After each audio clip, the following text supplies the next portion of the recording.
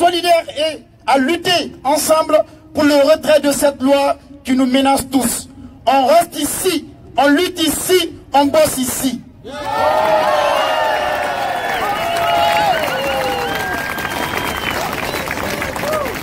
Ce n'est pas une question de je suis en règle. Tant que l'un de mes frères et sœurs sont touchés, je le suis aussi. Nous sommes tous concernés car nul ne sait de quoi demain serait fait.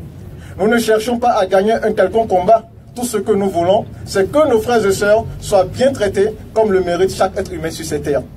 La loi Darmanin, dite Asile et Immigration, c'est la remise en cause des principes constitutionnels, dont ceux de l'égalité et de la fraternité.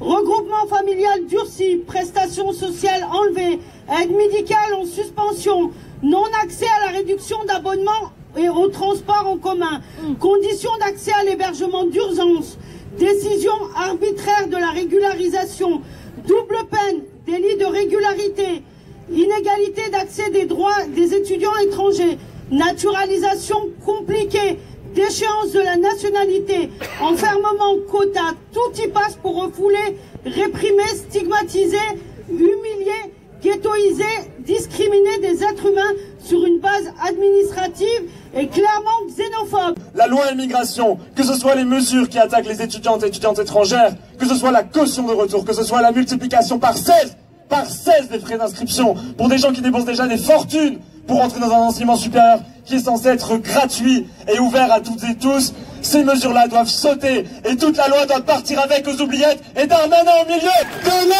De l'air, ouvre les frontières. De l'air, ouvre les frontières.